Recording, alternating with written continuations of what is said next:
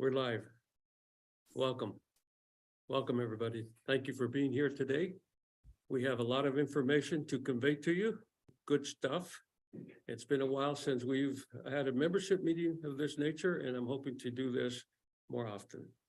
So today I would like to first present Tom Parker, who's going to give you an overview of the facility reset. When we decided to go this route, I appointed a committee and asked Tom Parker to chair that committee, and he took off and ran with it. You'll see how much hard work him and the committee have done. So without any further delay, I will come back after his presentation and give you an update on other things that are going on with the club. But thank you for joining us today. Please welcome Tom Parker.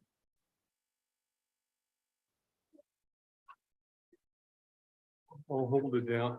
Yeah. Good afternoon, everybody. Thanks, Danny. Yeah, good afternoon to everybody. I'm trying to get set up here. I have a professional slide flipper helping me out today, so looking forward to that. Hope everybody's had an enjoyable summer and that you're looking forward to another great year making friends and photographs at the Camera Club. As most of you probably know, we've gone through some major changes over the summer, and we wanted to take some time and pretty much walk you through those changes. In the interest of time, I'd appreciate it if you could hold your questions until the end, but we'll have plenty of time to address those. Just to refresh, this is what the Camera Club looks like in April of this year. Briefly, you walk in the front door to the reception area, hang a left. Oh, looky there. No, that's okay. Oh, okay. We're tag teaming, by the You way. can do Just that and just do that, change it. oh, really? I can do that? Yeah, move it down. Okay.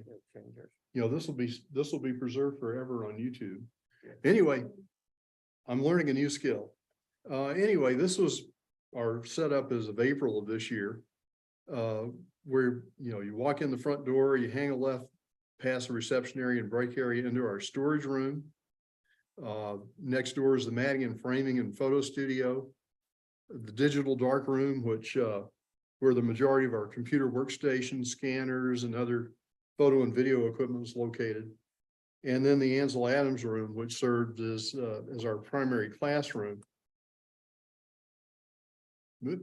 Okay, I'm gonna go that way. Although not part of the Camera Club's dedicated spaces, GBR's Kino room was often used to support our larger class and special events. We even had two sets of doors providing direct access to the Kino room. It was so convenient, we almost forgot that we almost took the Kino room for granted. So what's changed? Well, in May of this year, GBR announced the Computer Club would be moving from its facilities on the first floor, just downstairs from our location, into the Kino room to make room for the Glass Art Studio. Things moved pretty fast following that announcement. The Kino room was reconfigured over the summer months to support the Computer Club's needs. In fact, the Computer Club will be moving into its new spaces later this month. Consequently, the Camera Club would no longer have access to the Kino room. In fact, the doors from the Camera Club to the Kino room have already been removed and the doorways walled in.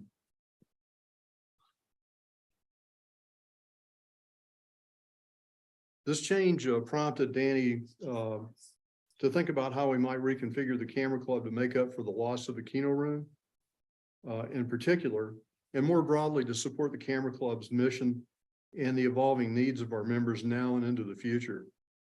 With that in mind, Danny established a design review committee to assess trends in photography, envision what kinds of activities we would need to be able to support going forward, and to determine our club members' expectations. From that, the committee was charged with recommending changes in the club's layout to provide the necessary functionality and flexibility. The following slides reflect the design review committee's recommendations, and these changes were approved by the Camera Club's board of directors last month. Based on historical use of the digital darkroom equipment, we determined we could reduce the number of Windows-based computers and flatbed scanners without impacting our members adversely. By right sizing our equipment, we were able to relocate the workstations from the digital darkroom into the Ansel Adams room. The committee figured as we get older and the next generation of photographers makes their way to Green Valley, people will understand what we mean by a dark room just about as much as they understand dial telephones, rabbit ears, and 8-track tapes. So a new name for the digital darkroom was called for. As a result, the Ansel Adams room becomes the club's photo lab, and what was the digital darkroom is transformed into the camera club's large classroom. Through the design review process, we learned that the room designated for the photo studio was simply not big enough to support many types of photo shoots. In many cases, the camera had to be located in the hallway, and matting and framing equipment had to be moved out of the way to enable a photographer to set up lighting and get a clean shot of the subject. For example, a family portrait. Additionally, having the photo studio co-located with matting and framing activities was certainly not an ideal situation for either group of users. Activities in one half of the room pretty much preempted activities in the other half. Imagine, if you will, trying to measure and cut matting with the photo studio folks, or when the photo studio folks turn off the overhead lights to achieve the proper studio lighting effect. Kind of hard to do. With that in mind, we recommended the photo studio be moved to the large classroom with the photo studio equipment stored as shown. Gene Komoromi, our education chair, who also served on the design review committee, and affected special interest group or SIG leaders, confirmed that we could easily designate days for photo shoots that wouldn't conflict with classes, workshops, or SIG meetings. Now that reset provides the matting and framing activity for the first time with its own dedicated space. Now, we recommended matting and framing activities continue to occupy the front half of the room it's currently in, and that we repurpose the back half of the room where the photo studio equipment was previously located to become the club's primary storage room. We determined that the 3 large metal shelving units and the 3 metal cabinets currently used in the storage room would fit in this space with room to spare. By resiting our storage supplies and equipment, what used to be our storage room now becomes a multi-purpose room capable of handling board meetings and small classes or SIG groups with room for up to 15 participants. Now, to accommodate these changes, some construction will be necessary, and these changes are highlighted in blue on this illustration. Let me see if I can master the cursor. The first thing is a floor-to-ceiling wall will be constructed to separate the new storage room from the matting and framing room. A lockable 6 by 8 foot room will be constructed in the back of the new classroom to house the photo studio equipment. And a floor-to-ceiling wall with 6 foot wide double doorway will be constructed to separate the classroom and photo studio from the reception area to minimize outside disruptions.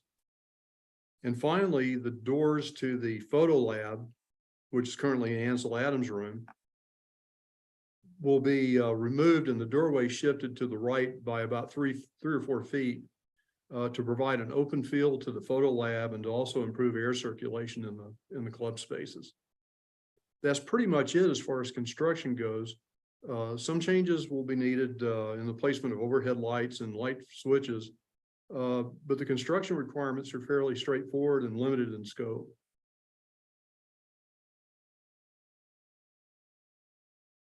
So what will this reset do for the camera club?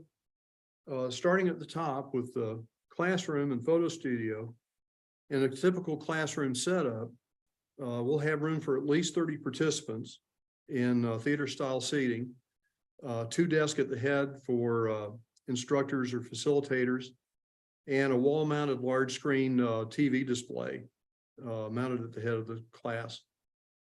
Having this kind of capability within the club will make up in large part for the loss of access to the Kino room. Now, by stacking the chairs and moving the head tables to out of the way, this space can easily be reconfigured to support photo shoots. The ceiling mounted backdrop currently that's in the back of the matting and framing room will be relocated as shown. And this will enable the backdrops to be used without affecting the wall mounted large screen TV display.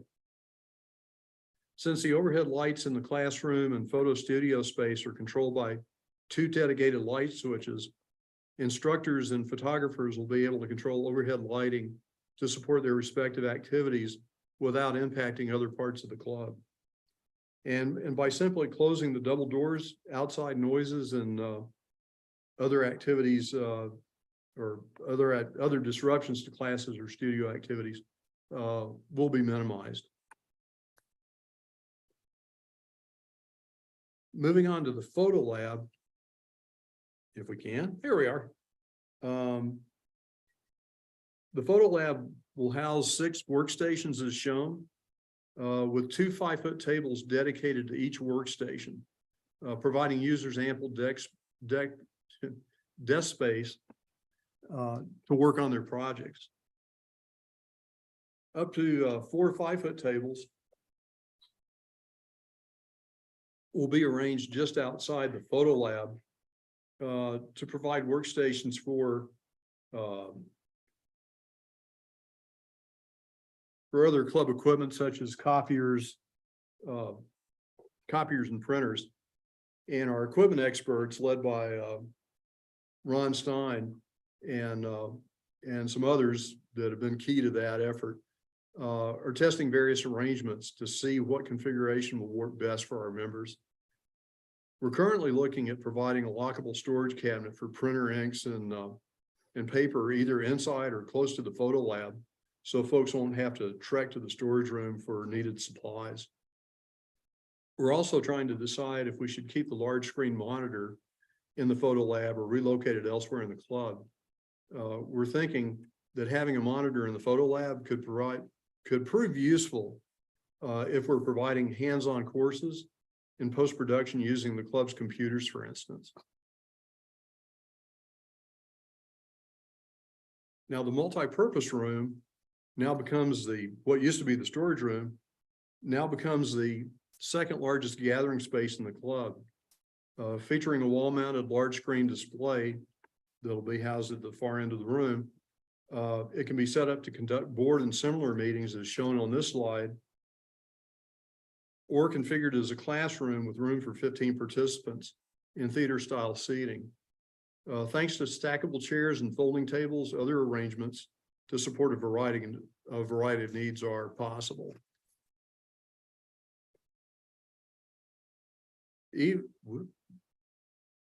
Okay, there we go. Even our reference library, which is across from the monitor stations, is undergoing changes, and I'll talk about those a little bit later. This proposed layout, as I mentioned before, was presented to and approved by the Camera Club's Board of Directors last month. We're really excited about the new layout. In fact, we were so excited about the changes that less than 2 weeks ago, what started out as a planning meeting to figure out what moves we could make even before construction begins, turned out to be a major moving event. And so the following sequence of slides shows what's been done to reset the club spaces.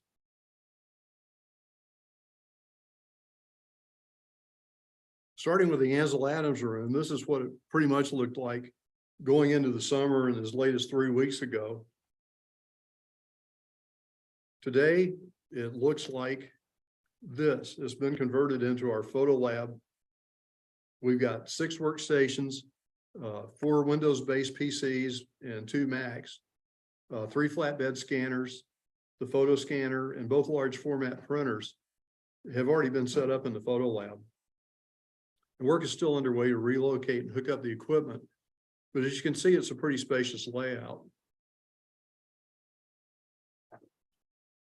What's really nice is each workstation consists of 2 5-foot-long tables, which will provide members ample space to work on their projects as shown here. Several of the workstations are also equipped with dual monitors like the one shown here.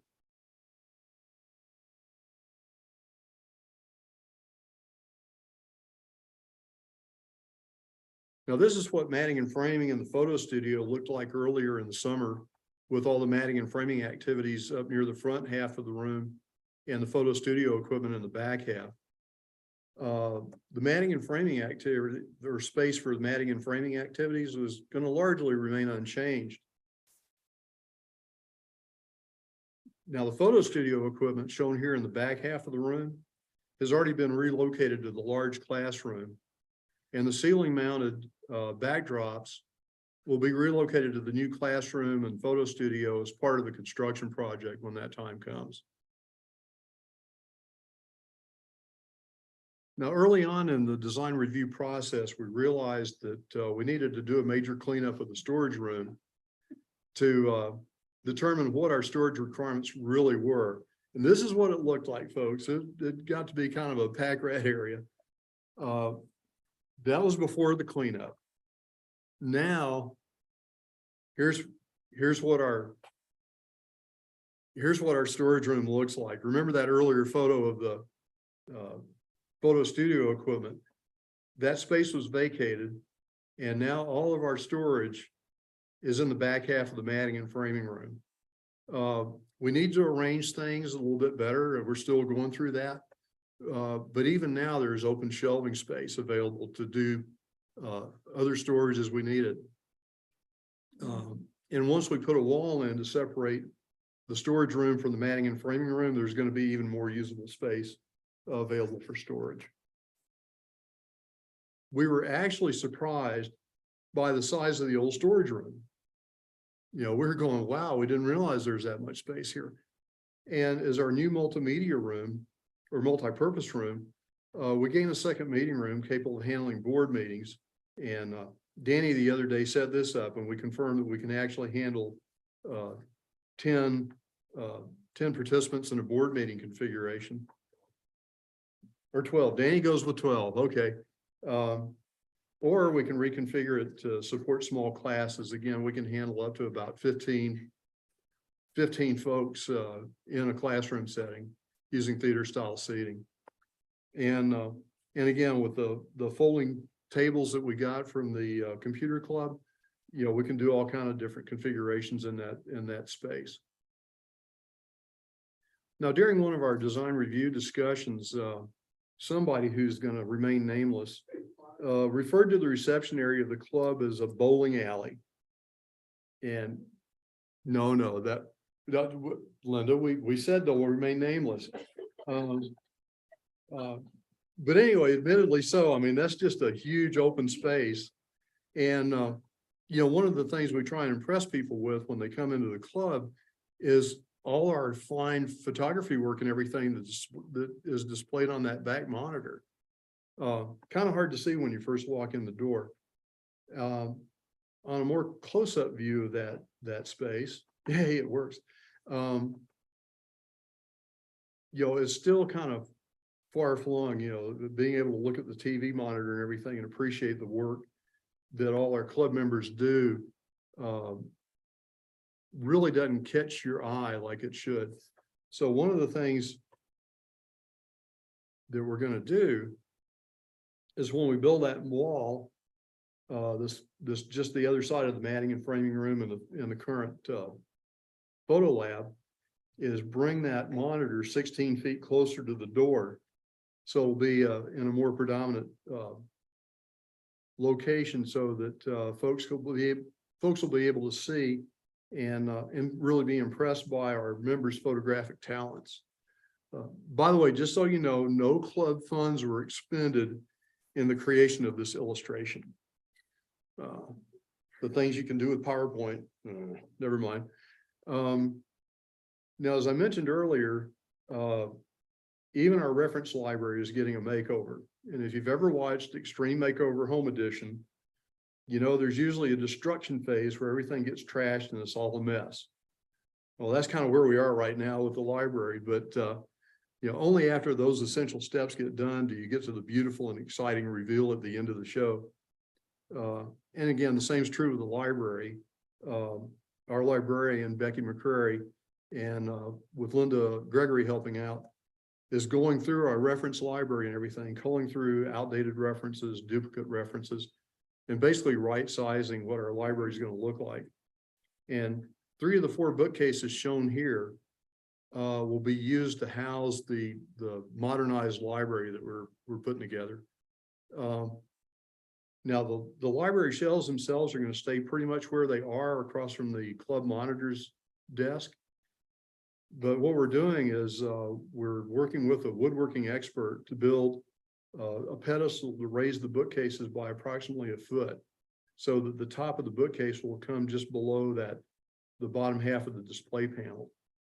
And that'll help reduce the amount of bending and stooping needed to get to the books on the bottom shelf.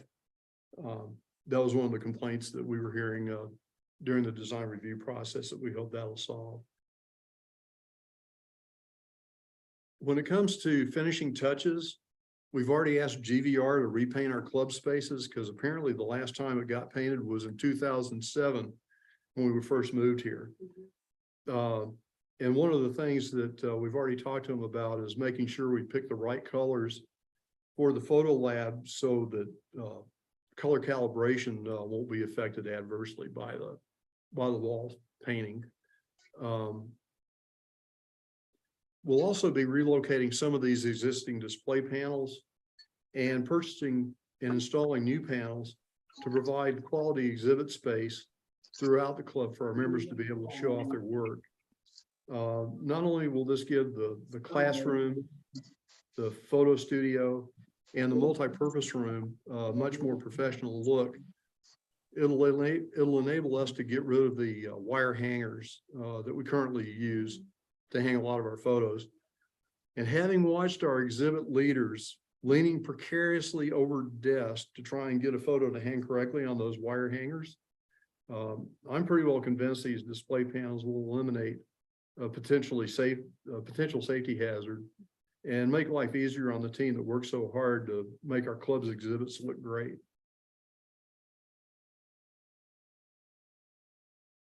Now, because of the computer club's significant downsizing, they went from about 4,000 square feet to about 1,000 square feet of club space.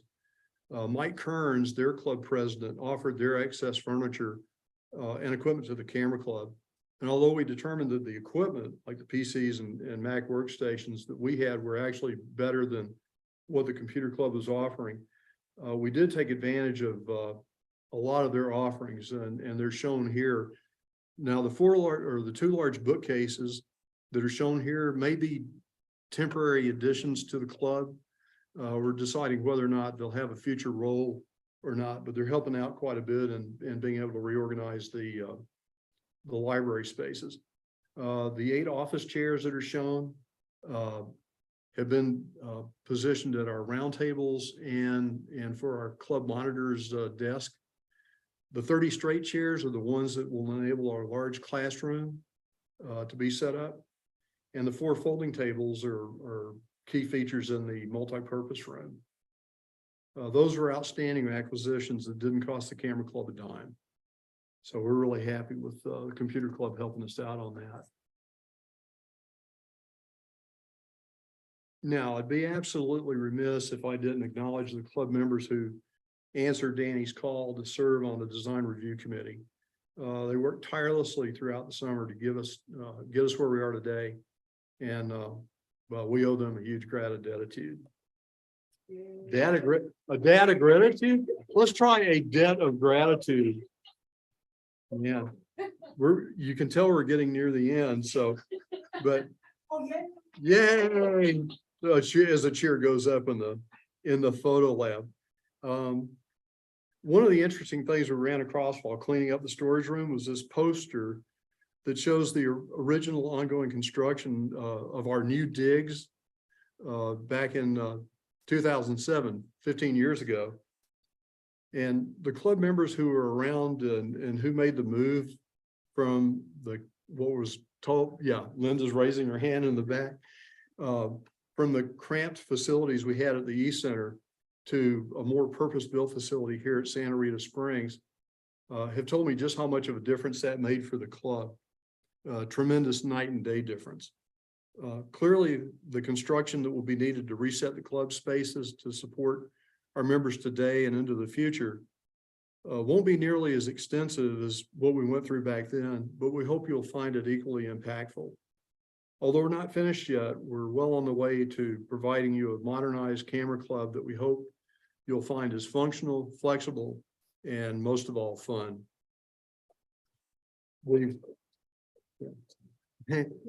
Thanks for the peanut gallery chimes in. Obviously, we've covered a lot of ground in a pretty short time, so if you have any questions, please feel free to ask, and we'll do what we can to answer them. Thanks so much. Yeah.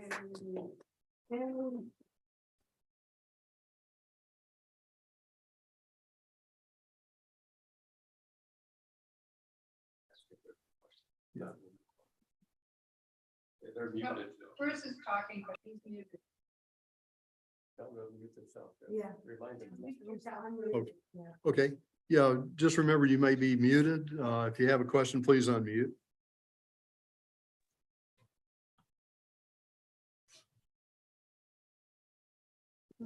Bruce, unmute yourself.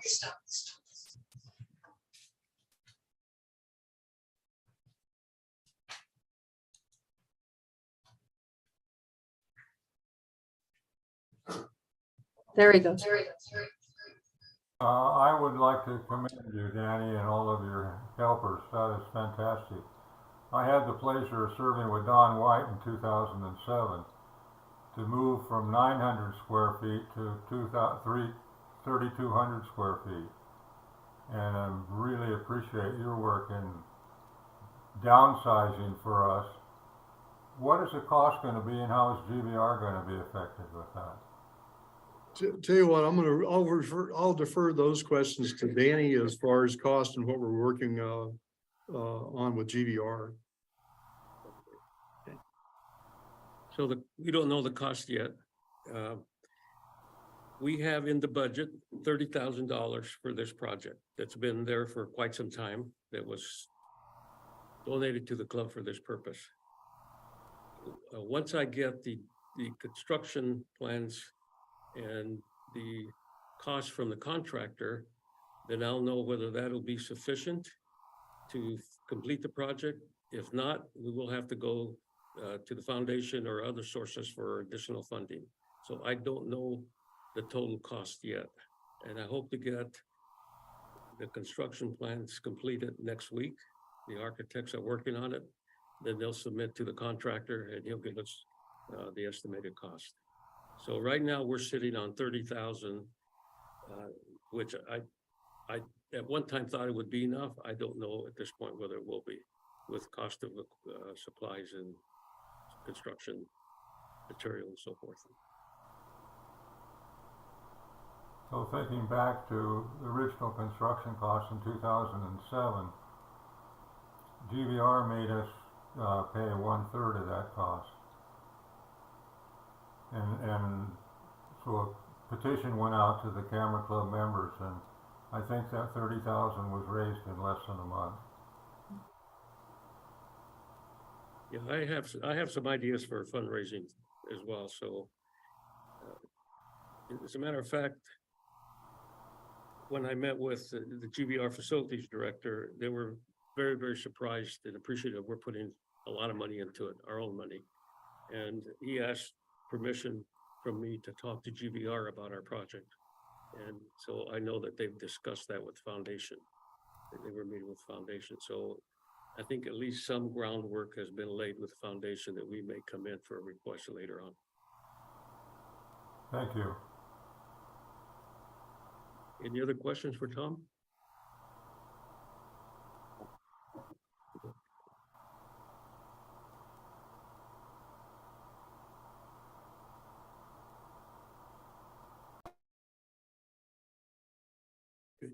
Has anybody written anything? Any written questions? Yeah, in the chat. No. Okay. Well, thanks. After the speaker series, if you do have questions, feel free to email me with your questions and everything. We'll be glad to answer them, because as we go through this, we learn things day by day on things that will help with our reset. Some of our plans, we adjust fire based on what physically fits well and how the connectivities all link up. Appreciate all your support and looking forward to a great change in the club's layout and everything. And again, looking for a lot of fun here in the club spaces.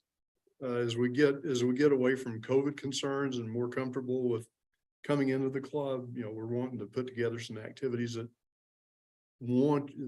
you'll want to be here and doing things. So looking forward to that. I'm looking forward to a great season. Thanks. Yay.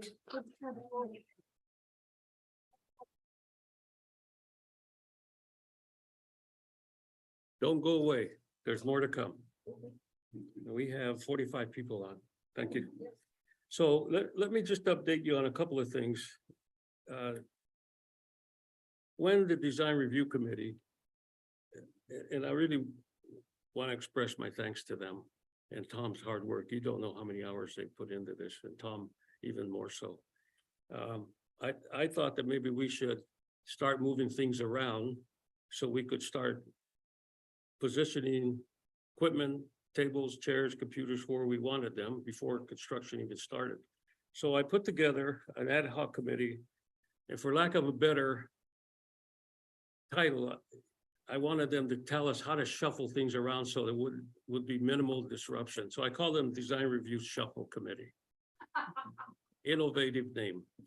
And I asked them to meet with me, and we did on October 7th. And that committee consisted of Tom Parker, Linda Gregory, Ron Stein, Sandy Ostroff, and Kevin Mays. These were people I thought could tell us best what they needed, when they needed it, and how we could move things around. And this was only a discussion that I wanted to have to give me some ideas.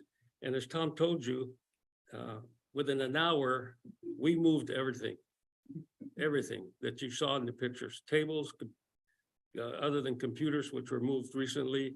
The photo equipment was moved to the big classroom. The storeroom was emptied out. We just did it, so there was no need for that committee to meet anymore. They did their job. So we have, what happened here? I lost, did I lose Zoom? No, you're still on. You're on. I don't know why this is on there. You're still there, Danny. I can see you and hear you. Okay, let me just close this for a minute.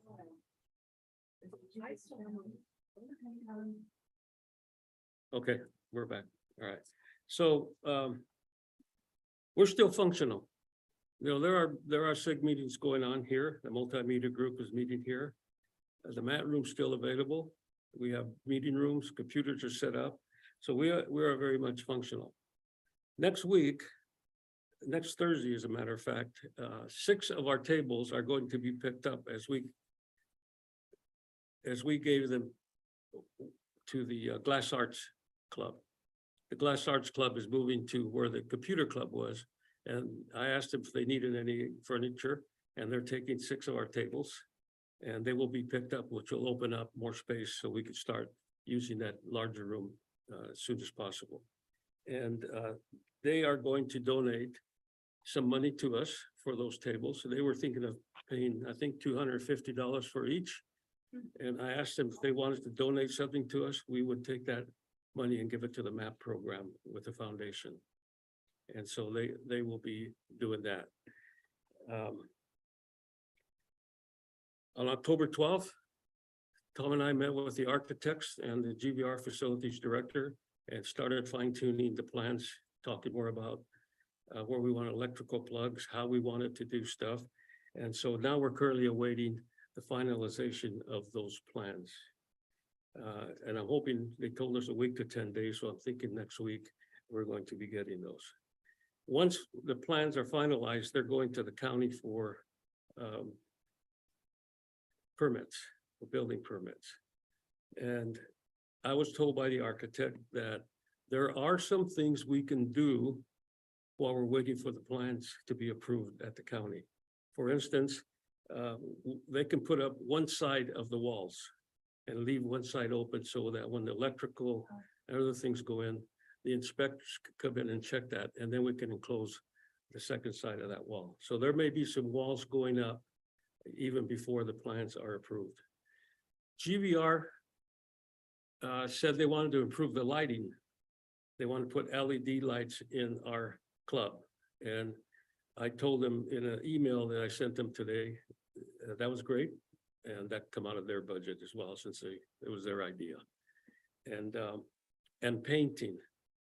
Let me talk a little bit about painting, because we do want to do some painting. Tom mentioned colors. I don't know what color is good for a computer room. So I asked the experts, Stephen Heron. Stephen is an expert on color. I talked to him this morning, and he recommended, at least in the computer room, we put in full spectrum lighting. I didn't know what it was. I do now. Full spectrum lighting really gives you lighting like you're outdoors in natural light. And so I know that, I was told that has been a problem when people print pictures, that they have to go outside and look at them to get a true representation of color calibration and whether it's right. So I asked GVR today and if they would put in full spectrum lighting in our club, but more particularly the Ansel Adams room. So I'm waiting to hear from them. Now, as far as paint goes, Stefan has some ideas of what would be good paint for the computer room. And he started showing me the shirt I was wearing and telling me that's too dark. You know, you got to get something lighter, more gray. And I said, Stefan, go down to the hardware store and get me a couple of the paints, those little chips I give you with a couple of samples of what the paint color should be. And he's going to do that. So we will hopefully be able to paint the computer room as soon as we're ready, as soon as GVR is ready. So we're looking at,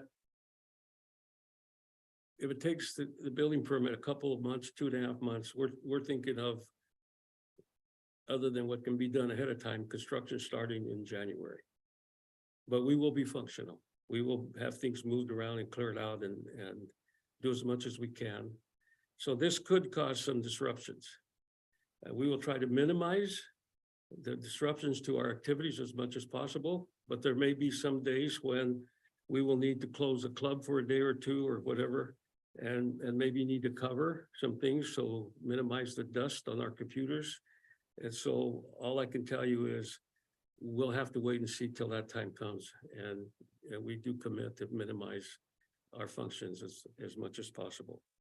I've already started building the basis for the library shelves. So those will go up and then we'll move the shelves in there.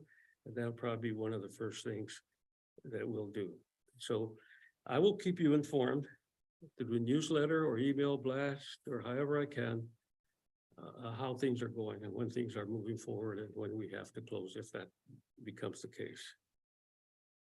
So do you have any questions on that part of what we're doing right now? Then let me go to a couple other things. Thanks to Todd Taylor, we have secured a booth at the farmers market. We're trying to reach out to new members, let them know about the club. And so Todd has secured for us a booth on the November 16th, December 14th, January 11th, and February 8th from 9 to 1. So people are going to start coming back to Green Valley. Tom is preparing an updated brochure that we can give people about what the club does and how the club could help them. But in order to man the booth, we need volunteers. We can't keep asking the same people to keep doing the volunteer work because we're going to burn them out. And already some people have responded and signed up. I'm taking the first day along with somebody else, whoever signed up for on November 16th. But we need more. We're not covered for January and February. So I'm hoping those of you that are in town will sign up. And those of you that are coming back to town will be here at that time that you can volunteer to man the booth. And Todd has made it easy for us. He's going to set up the booth, the tables, the tent. We just have to bring ourselves and our information that we want to hand out. So I'm asking you to volunteer and help us.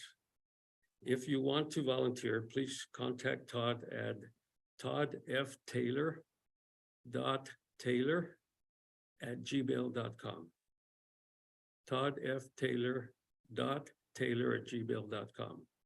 We would appreciate your help. The second request I have is monitors. We don't have enough monitors. There are some days when we've been without, that we couldn't open the club. Now, plans are to open the club full-time, all day, starting in November. We don't have enough monitors to man the club full-time. So if you can give back to the club somehow, monitor for a day, get trained, and help us out so we could stay open all day long, starting in November. So you'll see me again as a monitor because my first day of training is next week. So I will be a monitor. I mean, we need them.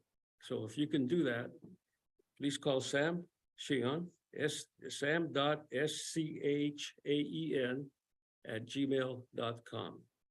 sam.schean@gmail.com, and tell him you want to be trained as a monitor. You'll spend the day with someone training you, and then you'll spend a couple other days helping a monitor and learning a little bit more. And then you can sign up to be a monitor for as many hours as you can spare that month. So we need you. Help us. We're trying to bring you back into the club, but it takes people to do that. And I think if you can give back somehow, that is what good way to do it. Now, the mat room has been leaderless. We really don't have anybody to do the mat classes or come in when somebody wants to learn about matting and so forth. So if there's anybody out there that wants to take on the responsibility of coordinating the efforts in the mat room and maybe setting up classes, please contact me and we'll get you started. We're gonna downsize the mat room a little bit, but it really only means getting rid of one table, and we'll have sufficient room in there to do mat classes. So help us out. Other things are field trips are being planned, but we need more field trip coordinators. We have a lot of activities in the works, but we don't have anybody that will lead them. So if you'd like to be a field trip coordinator, contact Monica Parker. The Parkers are helping the club a lot. So Monica's email is mparker582@aol.com. mparker582@aol.com. It's fun. Lead a field trip. You'll see them starting to appear on the calendar more and more. Now, one other thing that's new that is being planned starting in November, actually, in our newsletter, you're going to have the opportunity to sell your camera equipment. We will have a page in the newsletter where you can advertise, I have a camera for sale. So again, you'll see my equipment that I want to sell in the November newsletter. And a couple other people have decided they want to sell it. But if you also are looking for something, you can post in there that you're looking for a specific type of camera and see if one of our members has that. And so we're going to try that, as well as putting 8x5 card, not sure what size, we haven't decided, on the bulletin board here in the club, if you're selling some camera equipment or want to buy some camera equipment. So starting in November, we will have that added to the newsletter. And if you have something to sell or want to buy, contact Neil Wicai, neilwicai@gmail.com. That's neilwicai@gmail.com. So you'll see that coming out in the November newsletter. So my plan is in the future to have more membership information in conjunction with the speaker series. So we struggled a little bit with technology today, but we'll get it worked out. And hopefully you'll be able to come in here if we have a speaker here So, because we still want to continue with hybrid meetings. Some of our members are now recovering from COVID still. And so we're still doing hybrid. At some point, if you feel comfortable coming into the club and we have that available here, come in, but we're still going to be able to give you the services on Zoom. We need you. We need you. We need you to make this the best club it can be. We want to have live meetings. You're going to see some changes in what the educational coordinator, Jean, is doing. We know that there's some new opportunities and some new challenges, and we're trying to meet those. The Cookie Brigade has been chomping at the bits to bring cookies to our meetings, right? And so they're standing by waiting for us to open up the club and have live meetings so they can bring refreshments. So let's not disappoint it. We want you back. We are implementing changes that we hope will keep you engaged, will make you better photographers, regardless of the photography medium that you use, and add value to your membership. But we also need your help. And you can help us by participating, by volunteering. And a club is only as strong as its membership. And so we need to get back to being a very, very strong club. Now, there's two more changes that the board is thinking about. One is the name of the club.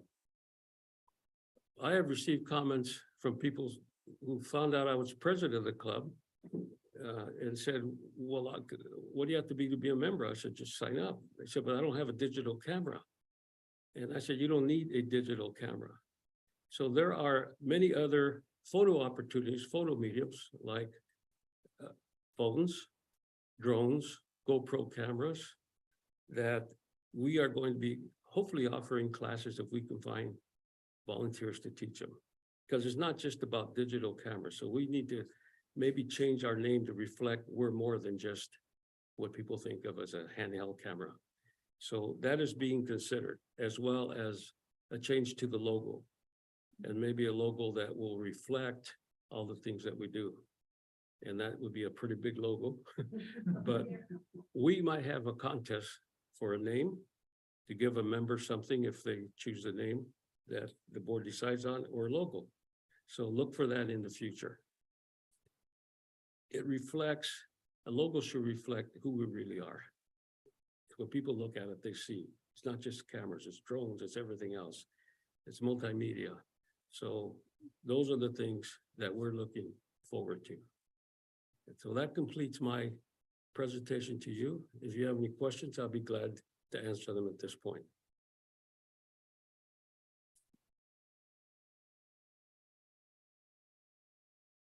Okay, then I have the opportunity and the pleasure to introduce to you your speaker series coordinator, Holly. Thanks, Danny. I have a special voice for speaker series today because I hope this is the last one that will be primarily Zoom.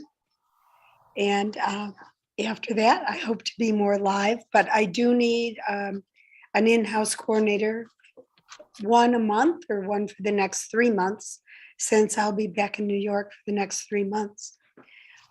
We will have a speaker though, and we do have one today. You may know Kevin May. He's the head of the Multimedia SIG, as well as Grace Pitzer. Grace has been doing our Zoom portion and Kevin our live portion. And those of you who want to come into the club for a live meeting, you're certainly welcome to come into Multimedia SIG and see what that's all about. So Phil Rock is manning the computer tech stuff for today. And Phil, can you start Kevin's presentation on what's up with that Multimedia SIG? Oh, Phil. I guess he can't. Yes, here he goes. Enjoy.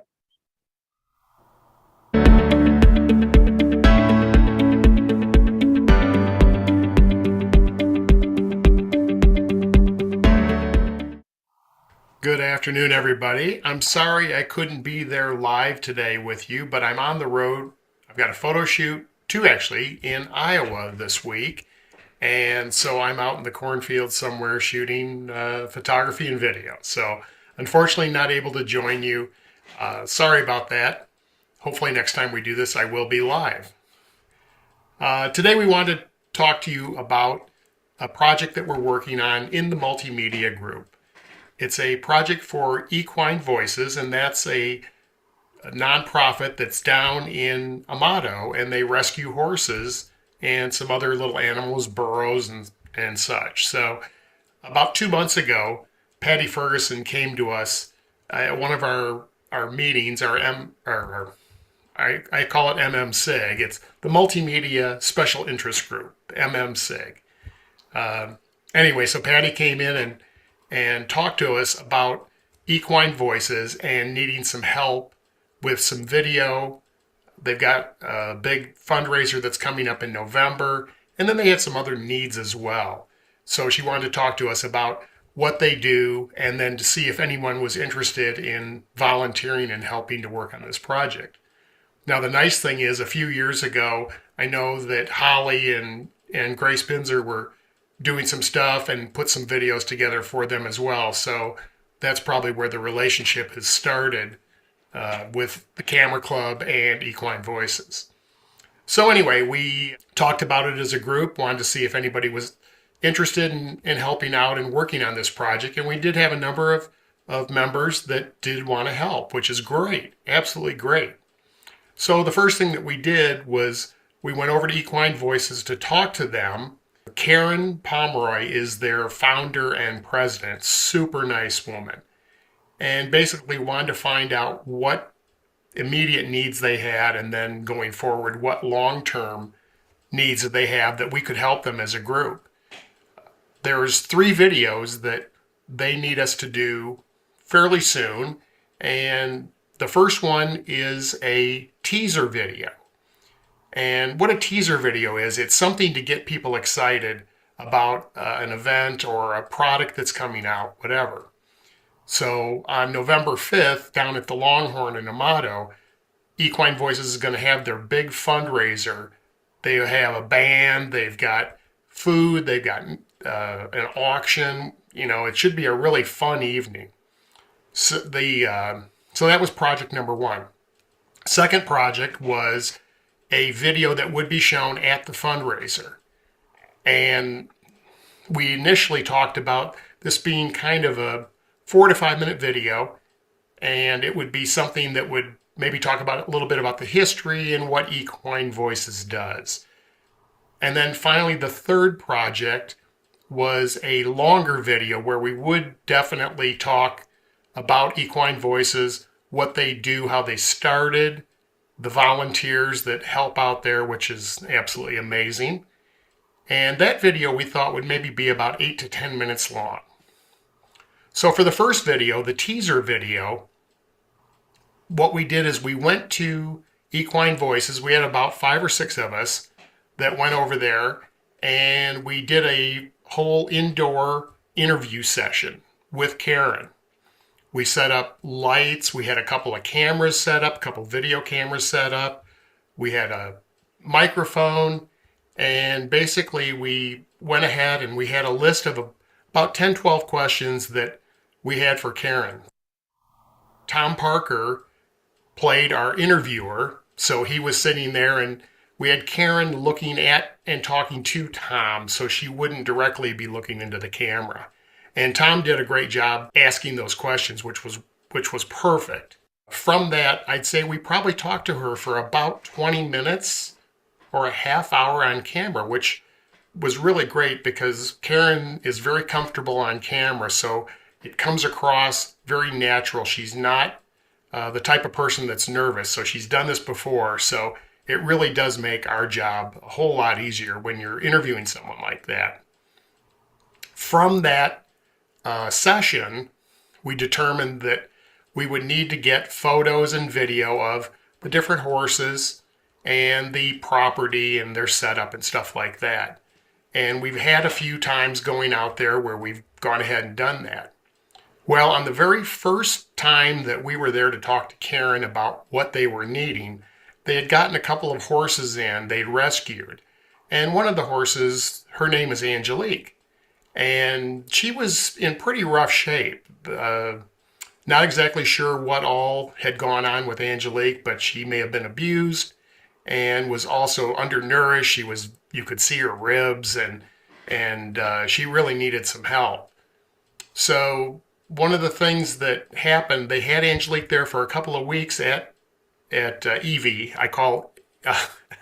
I call Equine Voices EV for short. So from now on, if you hear me refer to it as EV, that you know what I'm talking about. So anyway, Angelique was at EV, and they were doing a good job taking care of her, trying to get her to get some weight on, some food, and also treating her wounds because she had a big wound on her left leg, her thigh area. And they had a vet that was coming out pretty much every day, and they were cleaning the wound and trying to take care of it. Well, at some point, the vet determined that really she needed more advanced care. And there is a equine hospital up in Gilbert, Arizona, and they have a really outstanding facility and a bunch of surgeons and vets there that just do unbelievable work. So they took Angelique up and got her going in terms of having some treatment and stuff, and then also seeing what they could do to help with that wound. We went up there, a couple of weeks after Angelique was there, to get some video of her being up at the facility and then possibly also talking to her doctor, her surgeon. And we had a great time just seeing them working with Angelique they have a little pasture out there, and then they also were cleaning her wound and stuff, and that was really interesting to see. And you'll see some of that in the video that we're going to show at some point here. The other good thing was we were able to talk to her surgeon, Dr. Howard, and he couldn't have been nicer. Somebody who's very busy, and yet he had 5 minutes for us to be on camera and talk about Angelique and what they were doing to try to help her. So that really worked out well. Now, the interesting thing was when we first had talked about that video that's going to be played at the fundraiser, initially I thought, okay, this is going to be a little bit of the history and what the volunteers are doing. They're kind of the story of EV. Well, after seeing Angelique and talking to her doctor, it was like a light bulb that went off in my head, and it said, this story for the fundraiser has got to be about Angelique.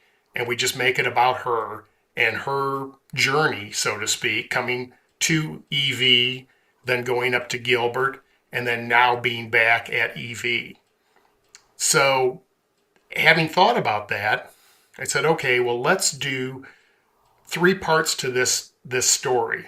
The first part is Karen talking about Angelique coming to EV, how she got there, and what her condition was, what they were trying to do for her.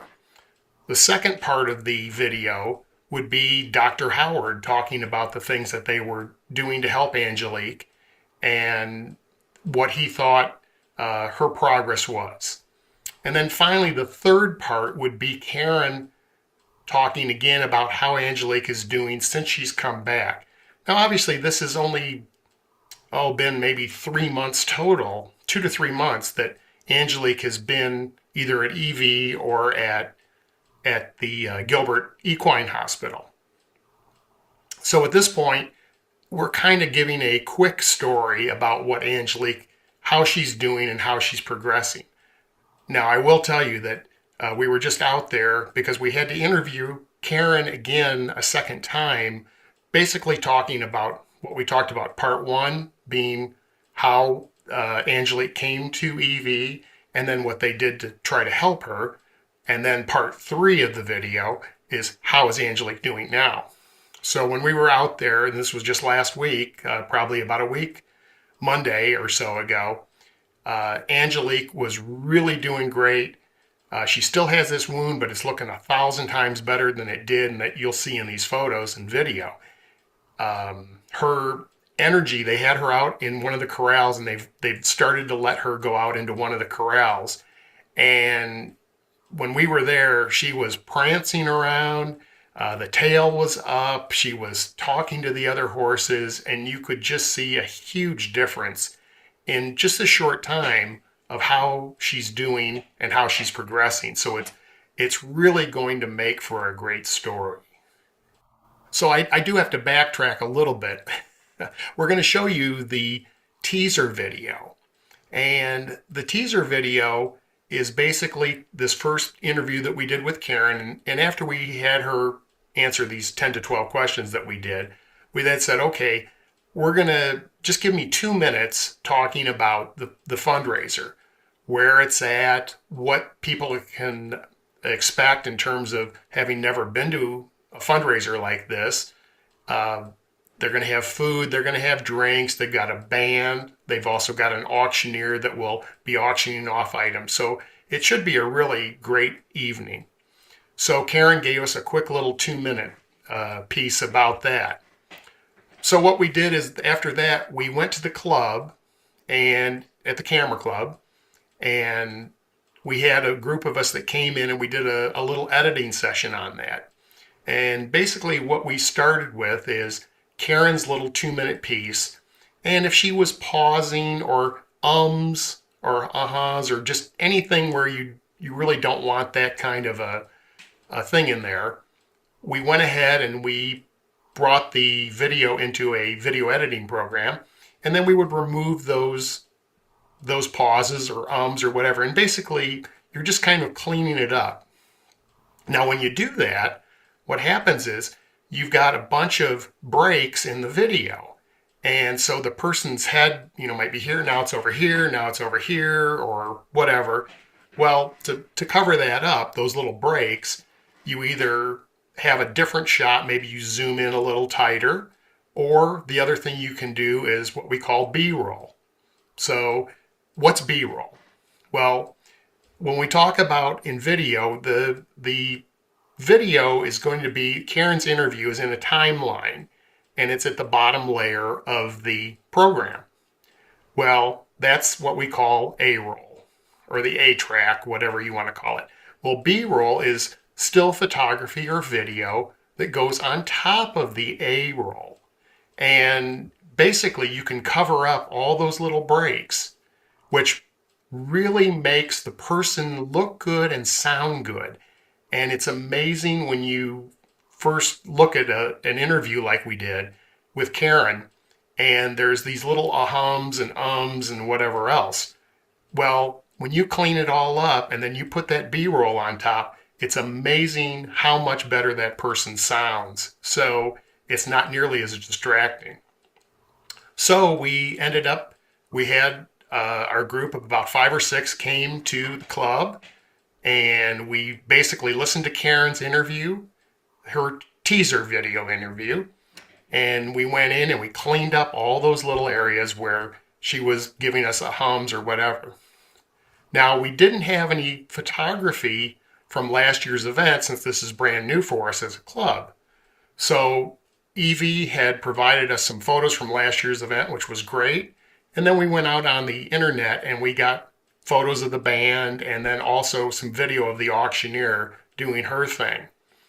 So then we went in, and as Karen's talking about the band, well, we have some video, or we have some still photography of the band, and we put that over where she's talking about that. They also had a little silent auction. They had items outside. We have photos of that. Then we had the auctioneer and her doing her thing as Karen's talking about it. And then finally, at the end of the video, we have Karen on camera, and that closes out the whole thing. So it's a short little 2-minute video. So let's take a look at it and we'll see what you think.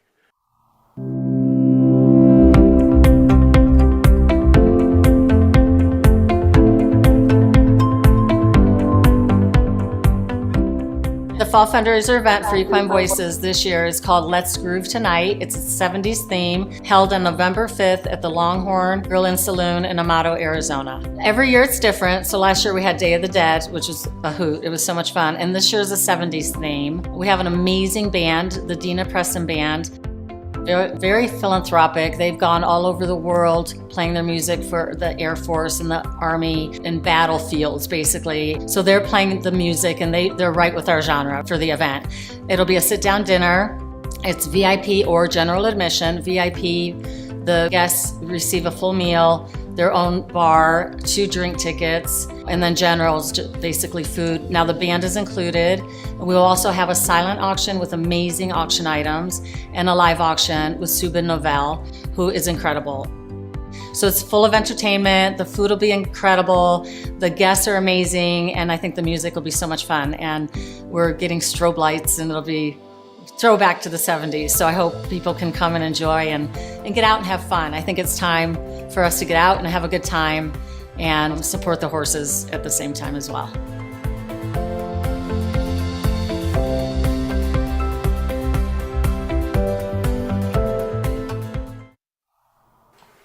Okay, there was the teaser video. What did you think? It looked pretty good, didn't it? Well, we also added some music to that, so you heard that underneath the vocal where Karen was talking, and that adds just a little mood to the piece as well. And then the other thing that was really nice, at the very beginning you saw the drone video of EV, and one of our members, Todd Taylor, took that video, which actually came out so nice.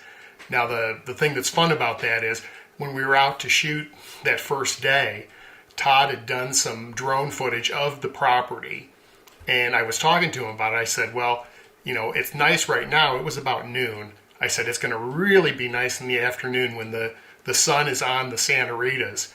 And so Todd took it upon himself to go back out that evening about 6 o'clock, and he shot that beautiful footage. And that's something that we will probably be using as intros for a lot of these videos that we're doing for them, because it just looks absolutely outstanding. So great job on that, Todd. So now that we've gotten that teaser video done, it's now time for us to start working on this fundraising video, because November 5th is coming up soon, folks, so we've got to have this thing done and ready to go. So I've told you we've had the 3 parts. It's going to be, the first part is Karen on camera talking about Angelique and her coming. Second part is Dr. Howard talking about Angelique and her care. Third part, how's Angelique doing? What we did is we went back out, we interviewed Karen, talked again about all these things, and then we had another editing session. Now, since we were running out of time, I started to work on the Dr. Howard interview, and I went through and cleaned it up, and then also added some footage that we had shot up in Gilbert. But as a group, we got together and met for that first part where Karen Pomeroy's on camera talking about Angelique and how she got there. So again, we had another session at the club. We had about 5-6 people, and then the other good thing was we also Zoomed that session as well. That's something we haven't done before. And I think that worked out really nicely. We had 4 people that could not be there in person that were able to watch on Zoom. So that's one of the things that we've started to do. Some of you know about this, that we're doing hybrid. We call it hybrid, where we have in-person meetings at the club, and then we're also broadcasting that on Zoom for those snowbirds or people that are on the road that are unavailable to come. The other good thing too is that we also post these videos of these Multimedia SIG meetings on YouTube. So if a person can't be in person or on Zoom that day, they can still go to YouTube and they go to the Camera Club's page, and there's those videos. So anyway, we did the same thing with Karen that we did with the teaser video. We went through, we cleaned up her talking about stuff with Angelique, and then we added some photos that we had, but also photos that EV provided to us, because when Angelique first came, we didn't know that this is where the story was going. So they did have some photography that we were able to incorporate in that first part of Karen's video, which is great. So we were able to lay that down. We cleaned up her interview. Then we went in, added some photos, and that looks really good. Now, I will give you a bit of a warning. We are going to show this, just a little teaser of what we've done with Karen's first part and Dr. Howard's second part. It's about 4 minutes long or so. The images of Angelique's leg are a little graphic. So you know, If you're a little squeamish, I'm sorry about that. But it also shows you where she started at EV and then how she's coming along. The same thing with the stuff that we got up in Gilbert. When they were cleaning her wound, Angelique was outside, and Kelly, the vet tech, was unbelievably good. And she was in there, and she had a hose, and you'll see her kind of cleaning off the wound, and she's getting the dead skin and stuff out of there, and which is unbelievable. So anyway, let's take a look at this thing. It's, like I said, this is the fundraising video. It's part 1 and part 2. You'll have to come to the fundraiser to see part 3.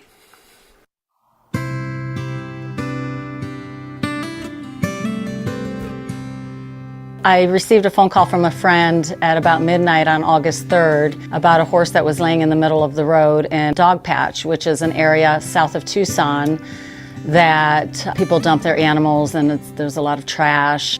We picked her up. I contacted Thomas Sutler because he had my trailer, and we drove to Dog Patch and found Angelique, and she was being held by our 2 friends that had contacted me. She loaded right in the trailer, but it was obvious that she was very thin, and she had a serious wound on her back hindquarter, as well as her whole face was scraped up. It appeared that she had been dragged, but it's hard to tell. She may have been hit by a car, we're not sure. So we brought her to the ranch and gave her food and water, and the next day we contacted Adobe Veterinary Center, and they came and did an exam on her and realized how severe that wound was. It covered most of her hindquarter, and it was just raw muscle once they debrided it and cleaned it. Angelique was here for about 2.5 weeks in Adobe Veterinary Center. The veterinarians are phenomenal there as well, came almost every day to help debride her and keep her clean, and we treated her wound every day until they told us that it was probably in her best interest to take her up to Gilbert to the Equine Surgical Center. That is one of the best hospitals in Arizona.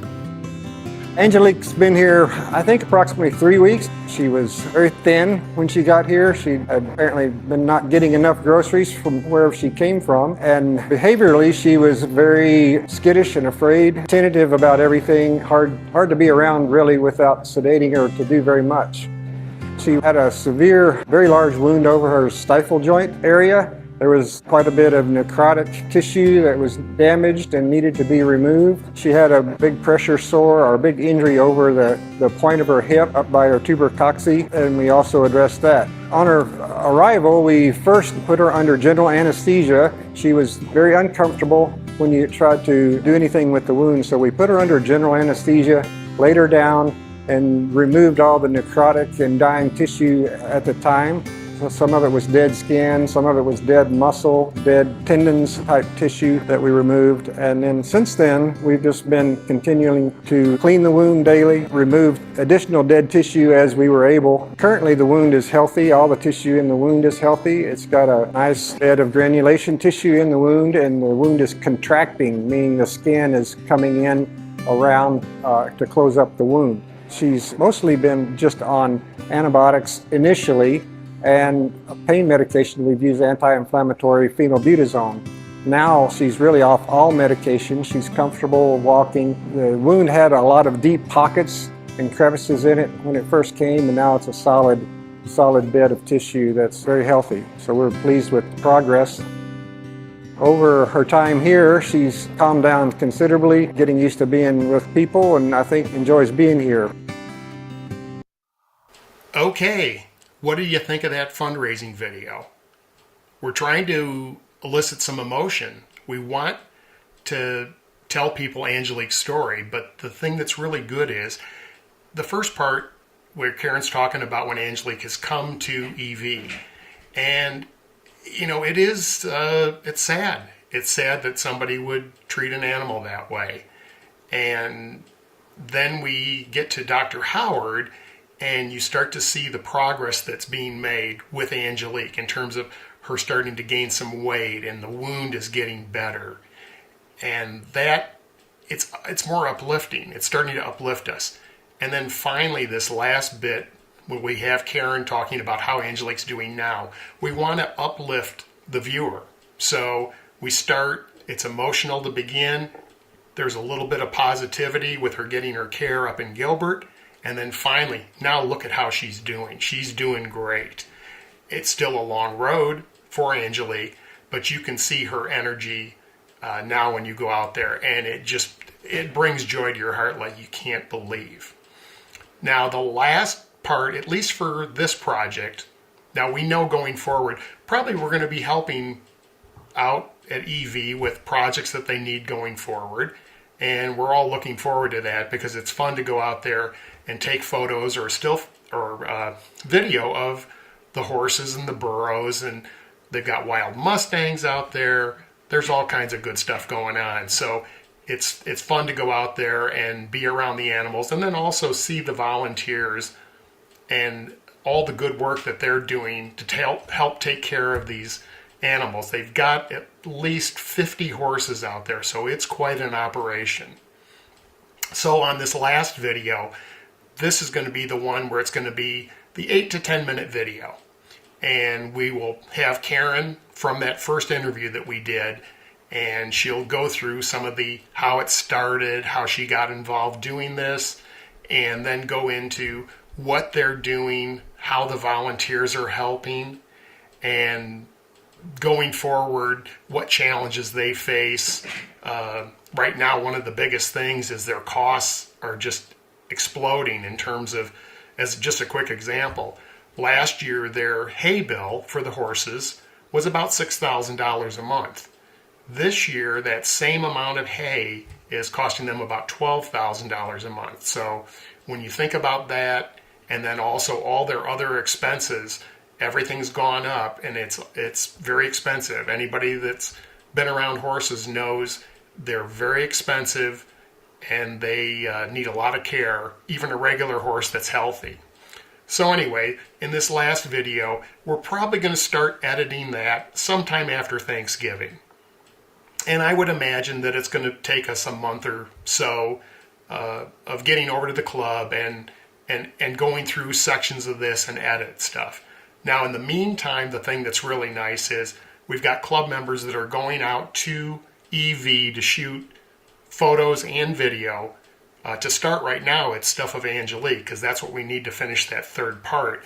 But going forward, it's everything else that goes on there, and the other horses and burros, and then also the volunteers. I can see us going back out and interviewing a couple of volunteers and find out why they have gotten involved, what drives them to come out and do this, especially the volunteers that are there in the summertime, because it's hot, it's dusty. In the wintertime, you think, okay, it's 70 degrees, 60 degrees, it's nice and comfortable. It's a little easier to be a volunteer in the wintertime. In the summertime, boy, that is some dedication. So it's going to be fun to kind of get out there over the next few months, shoot more stuff of the animals, the horses, the burros, and I'm looking forward to it. And I know the rest of our club members and our multimedia members that are involved in this project are as well. So that should be really good.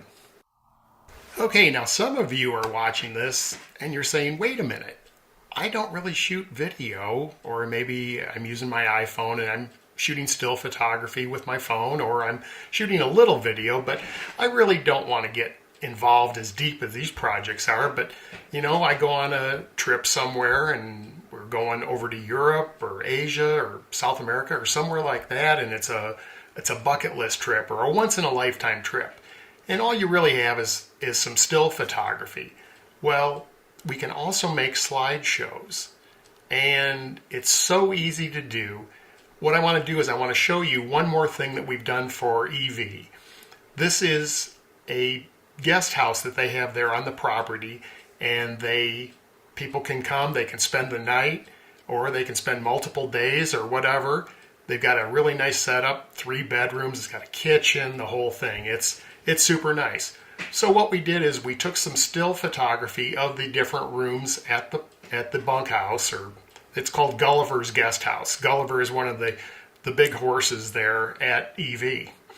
And we took those still photos, and we incorporated them in one of the video editing programs. We added a little music. We also added some motion to the photos, so there's some flow to them. And what do I mean by that? Well, you could sit there and just pop images up on the screen and they don't move, and you maybe have it up for 4 or 5 seconds, and then you go to the next one, the next one, the next one. Well, with the video editing software, we can create motion, and so we can move those pictures around, we can zoom in a little bit, or we can pull back, or we go side to side, whatever. And so it just adds a little bit more life. So in this video, we did this video slideshow, for want of a better term. This is of Gulliver's Guest House. Let's check it out and see what you think.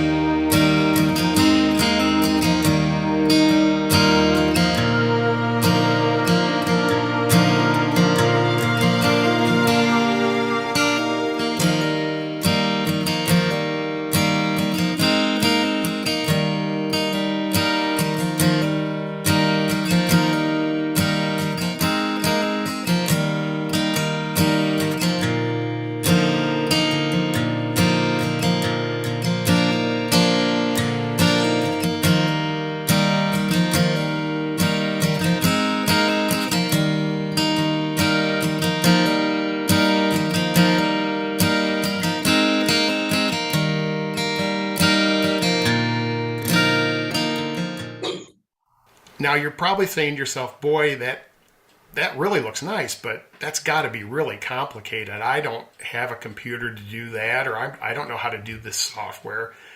This is where the Camera Club comes in.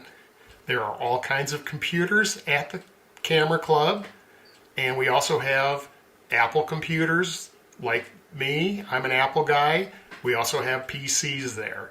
They all have software that you can do this video editing on. The other thing that's really nice too, and that's another reason to come to the multimedia group, is we have the equipment. We also have people on both of those platforms, Apple and PC, that understand these programs and can help. And really, once you kind of get started doing just a simple slideshow like that and maybe add a little music, we can show you how to do that. It's really very simple. And then the other nice thing is, on the Camera Club's webpage, Brian and Susan Lavender have added some great content in terms of resources and also free music, let's say. So you want to use royalty-free music for your videos. And they've got all kinds of resources for drone. It's amazing, absolutely amazing. So you can go there and get questions answered, and then you can come to one of the multimedia meetings, and we'll be happy to help you. Now, we meet on the second and fourth Mondays at 10 o'clock. We are Zooming, and we are doing those live and in person. We talked about that earlier. The thing that's nice is you can, if you can't be there, you're out of town, you're a snowbird, you're gone for the summer, you can still join us, and you can share stuff if you've got a slideshow or a video you put together. And then we will talk about what we like, maybe some thoughts about what you might do differently if there's a little trick or a technique. And really the critiques are good. We don't body slam people. We don't, oh, you're horrible. No, we don't do any of that. But we want everybody to be better. And that's the thing that I really do love about this group is people are coming, members are coming, they're learning from mistakes. And trust me, folks, I make them all the time too. So, but I try to learn from those mistakes so I don't make them again. But anyway, please join us. We'd love to have you come out, 10 o'clock, second and fourth Mondays of the month. And sometimes that changes because of holidays or whatever. All right, well, that's it for today. Thank you so much for taking the time to watch this speaker series talk that I've had on Equine Voices. This is really a good project. The other nice thing is we are already talking about other projects that we can do as a multimedia group, other nonprofits that are here in the Green Valley area. We've got so many great charities that are doing such good work, and we will try to start reaching out to some of these places, seeing if they would like some help. And of course, the best part is this is free. So it's a win-win for everybody. We feel good about helping. They get something that is a professional looking video, and it helps promote their organization. So we will be working on stuff as time goes on here. Once we finish up with this EV project, probably starting in January or something, we'll start talking about what other nonprofits that we can help in the area. So that should be great. So anyway, please come join us. We'd love to have you. And even if you're not interested in the multimedia, please come out to the club. We've got all kinds of good equipment and toys there that can help you with photography. And there are also specialty things that, like a scanner, a film scanner, something like that, that you may not have that are available for your use, so you don't have to go and buy it. All right, well, thanks again. I hope that everybody has a great rest of the day, and please come to the club. We'd love to see you. Thanks again. Bye-bye, everybody. Thanks, Kevin. Can we stop the speech?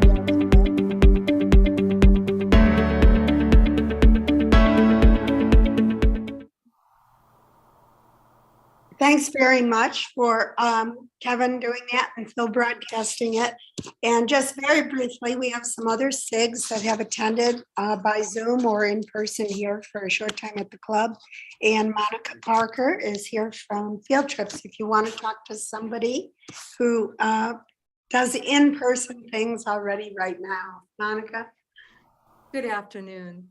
I am the new facilitator for the field trips for the GBR Camera Club, along with Patty Ferguson. We have set up some really nice trips so far this year. We have a couple that are already on the books. All of our birding SIGs, our field trips are set up.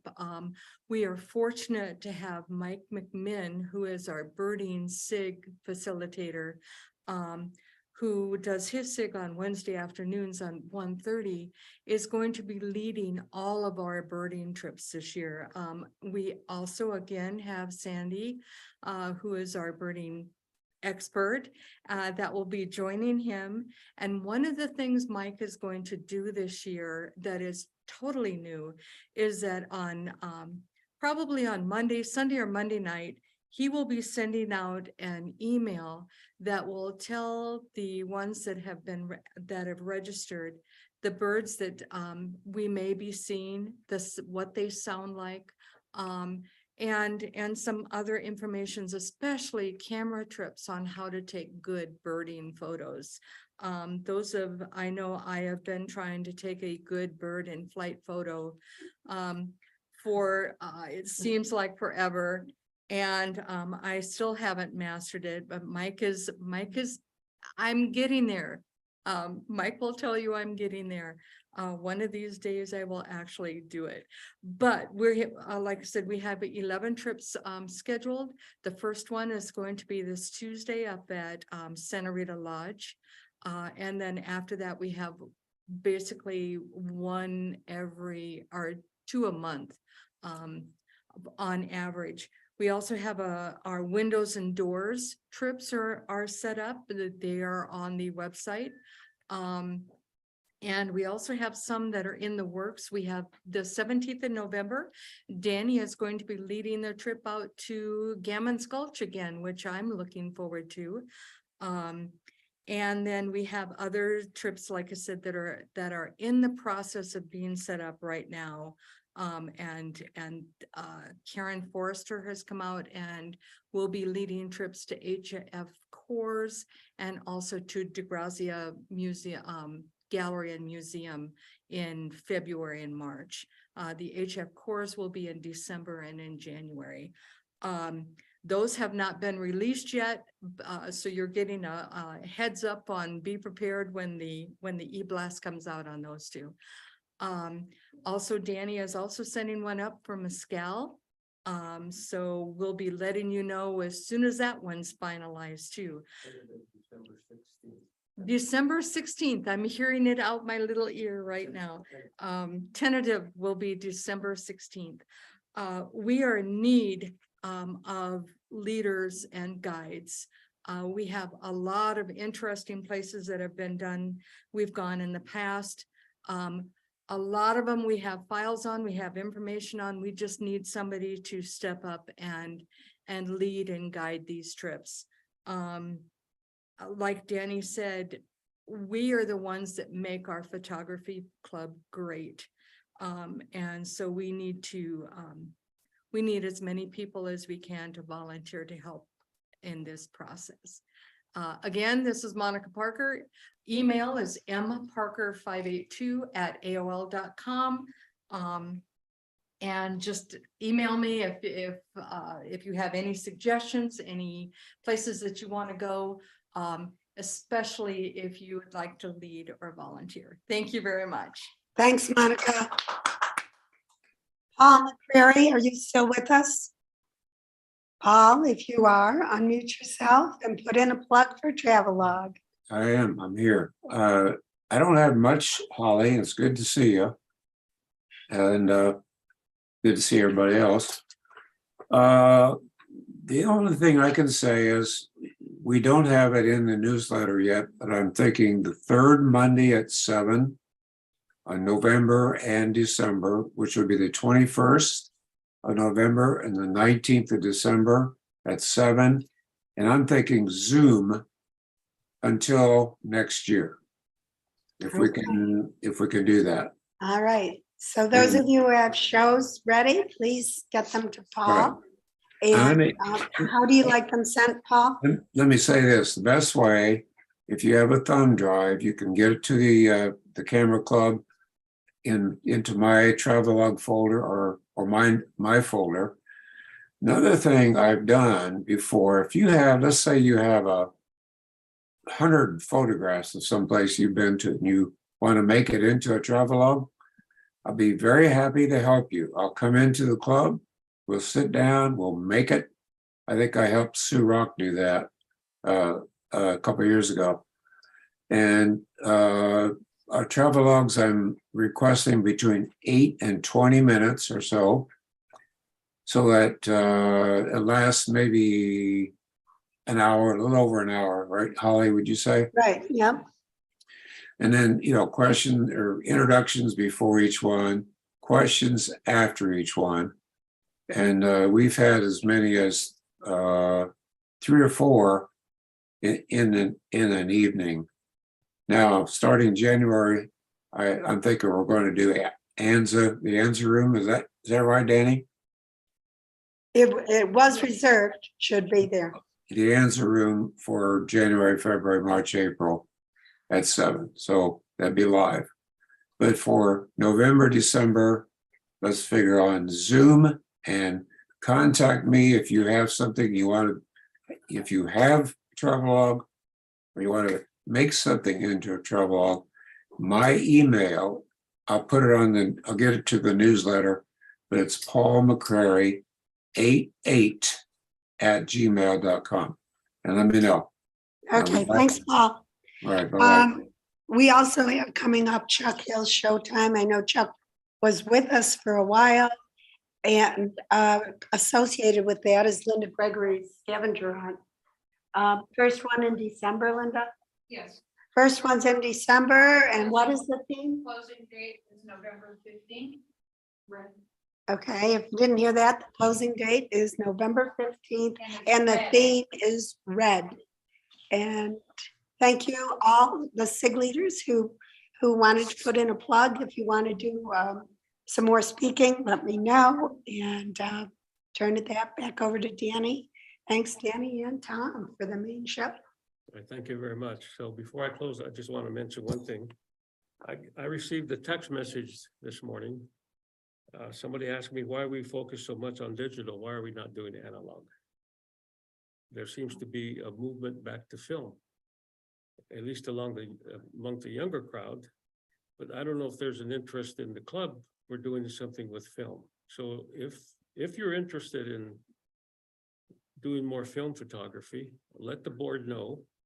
And if you're interested in teaching or leading what could be a SIG in film, it's one thing to say we need to do this, but then we need to find people who can help us deliver that. So if there is an interest in film, let us know. And if there is someone out there who would like to help us teach that, get back to it, we'll be glad to listen. We'll be glad to listen. So if there are no more questions, are there? We've kept you long enough. We've lost some people already.